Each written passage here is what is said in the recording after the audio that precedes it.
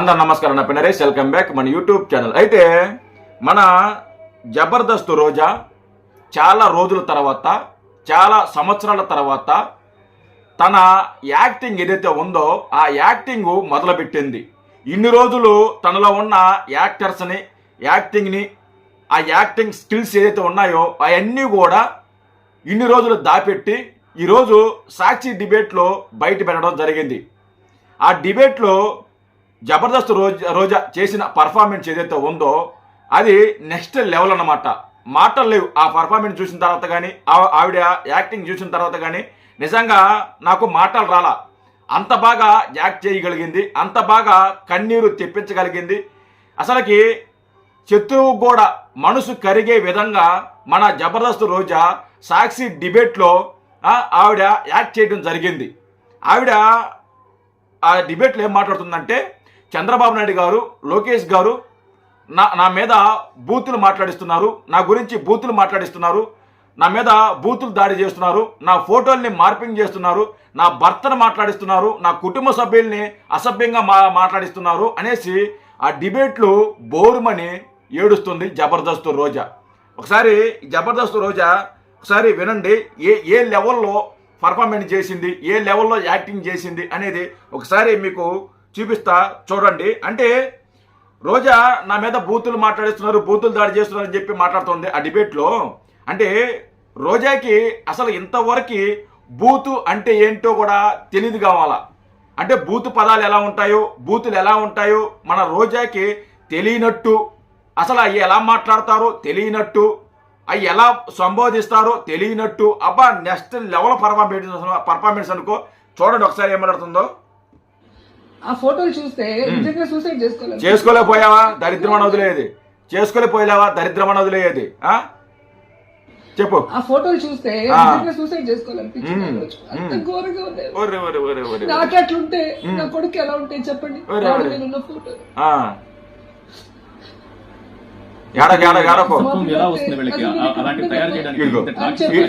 ఆవిడే next level performance చేస్తుంది. ఆవిడే మంచి యాక్టరు. మధ్యలో మీ మధ్యలో వస్తాడు అనమాట వీడు. ఇంకొద్దిగా వేరే ఉండే రోజా గారు ఇంకో టేక్ తీసుకుందాం, ఇంకోసారి ఓకే ఇది తీసుకుందాం, ఇలా మళ్ళీ టేకులు ఇస్తాడనమాట వీడు యాక్షన్ ఇస్తాడనమాట. ఇంకా ఏడవండి అని చూడు ఎలా ఏడుస్తుందో. యూఎస్కి వెళ్ళిపోయింది చదువుకోవడానికి. ఇక్కడ ఉంటే ఈ టార్చర్ నేను భరించలేను అని చెప్పి ఒక్క గంట కూడా, ఒక్క నిమిషం కూడా నన్ను వాళ్ళ నాన్నని వదిలిండదు స్కూల్కి వెళ్ళే టైం తప్ప. అలాంటిది మొత్తానికి దూరంగా వెళ్ళిపోయింది. ఇక్కడ ఉండలేక. నీ వల్లే కదా రోజా. ఇప్పుడు మీ ఇంట్లో పిల్లలు ఇబ్బంది పడుతున్నారు అని నువ్వు బాధపడుతున్నావు. అది ఎవరి వల్ల? నీ వల్ల కదా. నీ నోటు దురుసు వల్ల కదా, నీ నోటు తొత్తర వల్ల కదా. నీ నోటు తొత్తర అదుపులో పెట్టుకుంటే ఈరోజు నీ పిల్లలు బాధపడాల్సిన అవసరం లేదు కదా. ఈరోజు నీ పిల్లలు బాధపడుతున్నారంటే దానికి కారణం ఎవరు? నువ్వు కదా, నీ నోరు కదా. నువ్వు ప్రత్యర్థులతో మాట్లాడేటప్పుడు నువ్వు ఎలా మాట్లాడాలి? పద్ధతిగా మాట్లాడాలి కదా, పద్ధతిగా విమర్శించాలి కదా. నువ్వు ఏ రోజన్నా పద్ధతిగా మాట్లాడావా? ఏ రోజన్నా నువ్వు పద్ధతిగా విమర్శించావా? మనం నోరు తెరిస్తే అమ్మనా బూతులు, నోరు తెరిస్తే అమ్మనా బూతులు. మనం ఒక్కటి నిజంగా నిజాయితీగా మాట్లాడడం, ఒక్క పదం కూడా బూతు లేకుండా మాట్లాడడం. మనం మాట్లాడితే బూతు ఉంటుంది దాంట్లో. ఏం పీగుతున్నారు? నా బొచ్చు పీక్కుంటారా? ఆడంగిన కొడగలారా? నోట్లో ఏం పెట్టుకున్నారు? ఐస్ క్రీమ్ పెట్టుకున్నారా? నోట్లో లడ్డు పెట్టుకున్నారా? అంటే బీభత్సమైన బూతులు. ఇలా మాట్లాడితే ప్రత్యర్థులు ఎవరైతే ఉన్నారో వాళ్ళు కూడా తిరిగి మాట్లాడతారు కదా. నువ్వు నోరు అదుపులో పెట్టుకుంటే నీకు అన్నీ మంచిగా ఉంటుంది కదా. మా పిల్లలు బాధపడుతున్నారు, మా పిల్లలు ఇక్కడ ఉండలేక ఫారెన్ వెళ్ళిపోతున్నారు అని చెప్పి బాధపడుతున్నావే. ఇప్పుడు నీలాగా వైసీపీలో చాలామంది మహిళలు ఉన్నారు రోజా. చాలామంది మహిళలు ఉన్నారు. ఏ మహిళ పిల్లలైనా కానీ, ఏ మహిళైనా కానీ బయటకు వచ్చి ఇదిగో నన్ను ఇలా మాట్లాడుతున్నారు, దుర్భాషలాడుతున్నారు, అసభ్యంగా మాట్లాడుతున్నారు అని ఏ మహిళ అయినా వచ్చి మాట్లాడిందా? ఏ మహిళైనా? వైసీపీ మహిళ ఎంతమంది ఉన్నారో వైసీపీ మహిళలు. రోజు చంద్రబాబు నాయుడు గారిని విమర్శిస్తారు, లోకేష్ గారిని విమర్శిస్తారు. వాళ్ళు పాలసీ పరంగా, రాజకీయ పరంగా విమర్శిస్తున్నారు. వాళ్ళ జోలికి ఎవ్వరూ వెళ్ళరు. వాళ్ళ కుటుంబం జోలికి ఎవ్వరు వెళ్ళరు. వాళ్ళ పిల్లల జోలికి ఎవ్వరు వెళ్ళరు. కానీ నువ్వు మాత్రం వ్యక్తిగతంగా మాట్లాడతావు. వ్యక్తిగతంగా దూషణలు చేస్తావు. నువ్వు నోరు అదుపులో పెట్టుకుంటే నీకు ఈ పరిస్థితి వచ్చేది కాదు కదా, మీ పిల్లలకి ఈ పరిస్థితి వచ్చేది కదా. నువ్వు మాట్లాడేటప్పుడు నోరు అదుపులో పెట్టుకొని మాట్లాడాలి. అరే మనం ఇలా మాట్లాడుతున్నాం, మన మహిళ, అదిగాక మన ఇంట్లో పిల్లలు ఉంటారు, ఇది రాజకీయాల్లో ఎలాగన్నా మాట్లాడతారు, ఎలాగన్నా విమర్శలు ఇస్తారు. మనం ఒకటి మాట్లాడితే వాళ్ళు 10 మాట్లాడతారు.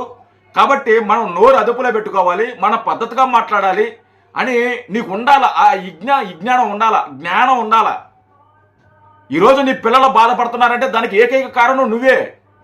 నీ నోరు అదుపులో పెట్టుకుంటే ఈరోజు నీ పిల్లల దాకా వచ్చేది కాదు, నీ పిల్లలు బాధపడేవాళ్ళు కాదు. చాలామంది వైసీపీలో మహిళా నాయకురాలు ఉన్నారు కదా, వాళ్ళ పిల్లలు ఎవరైనా బాధపడుతున్నారా? వాళ్ళ పిల్లలు ఎవరైనా బాధపడుతున్నట్టు ఎవరైనా బయటకు వచ్చి చెప్తున్నారా?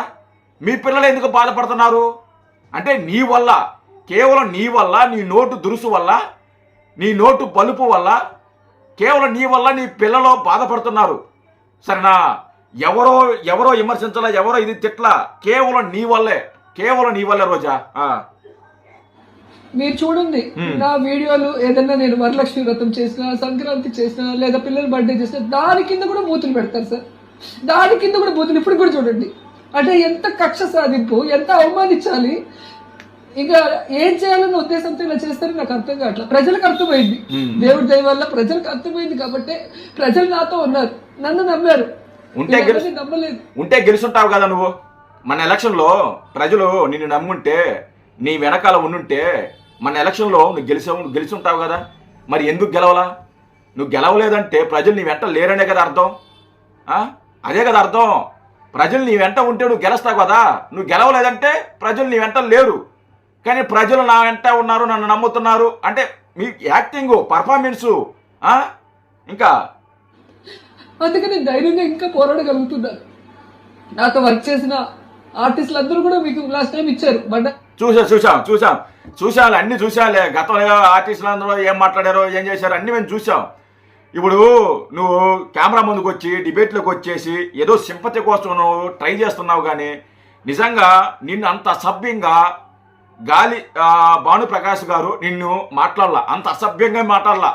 నువ్వు గుక్కబెట్టి ఏడ్చేంతగా ఆయన ఏం మాట్లాడలా, ఆయన అంత విమర్శించలా. మరి ఎందుకు నువ్వు ఇంత యాక్టింగ్ చేసేస్తున్నావో, ఇంత పర్ఫార్మెన్స్ చేసేస్తున్నావో మాకైతే అర్థం కాల. ఇంత బాధపడాల్సిన అవసరం లేదు, ఇంత ఏడవలసిన అవసరం కూడా లేదు. ఎందుకంటే నీకేం బూతులు కొత్త కాదు, నువ్వు ఎప్పుడు బూతులు చూడని దానివి కాదు, నువ్వు ఎప్పుడు బూతులు మాట్లాడిన దానివి కాదు. మనం నోరు తెరిస్తే బూతులు మాట్లాడతాం, మనం మాట్లాడే అన్ని బూతులే. మనం అన్ని బూతులు మాట్లాడతాం, అన్ని రకాల బూతులు మాట్లాడతాం. మనం ఒక 10 మాటలు మాట్లాడామంటే దాంట్లో 9.5 మాటలు బూతులే ఉంటాయి, ఏరే విమర్శలు ఉండనమాట. ఇలాంటి పర్ఫార్మెన్స్ ఆపేసి ఇలాంటి నీ మర్చిపోయిన యాక్టింగ్ని మళ్ళీ మొదలు పెట్టకాగు. సరేనా? నువ్వు మంచిగా మాట్లాడు, పద్ధతిగా మాట్లాడు. మీ కుటుంబ సభ్యులను కూడా ఎవరు ఏమనరు. మీ కుటుంబ పిల్లల గురించి మాట్లాడుతున్నావు, మీరు పిల్లల గురించి మాట్లాడుతున్నావు, నా పిల్లలు బాధపడుతున్నారు అని. పిల్లలు బాధపడడానికి కారణం నువ్వే రోజా, నీవే. కేవలం నీ వల్లే మీ పిల్లలు బాధపడుతున్నారు. మీ పిల్లలు ఈరోజు ఇంత బాధపడుతున్నారంటే దానికి కారణం నువ్వే. నీ నోరు అదుపులో పెట్టుకుంటే మీ పిల్లల్ని ఎవరు ఏమనరు, మీ పిల్లల్ని ఎవరు తిట్టించరు. లోకేష్ గారు లేకుంటే చంద్రబాబు నాయుడు గారు, పవన్ కళ్యాణ్ గారు నిన్ను నీ పిల్లల్ని తిట్టిస్తే వాళ్ళకి ఏమొస్తుంది? వాళ్ళకి ఏ రాదు. వాళ్ళు తిట్టించరు. వాళ్ళు కేవలం నీ నోటు దురుసు వల్ల నువ్వు నోరు వచ్చి మాట్లాడతావు కాబట్టి దానికి కౌంటర్గా మాట్లాడతారు కొంతమంది. దాంట్లో తప్పు లేదు. నీ నోరు అదుపులో ఉంటే నీ గురించి ఎవరు మాట్లాడరు. కాబట్టి మనం నోరు అదుపులో పెట్టుకుంటే బాగుంటుంది రోజా. ఇప్పటికైనా అర్థం చేసుకొని నోరు అదుపులో పెట్టుకొని మాట్లాడు.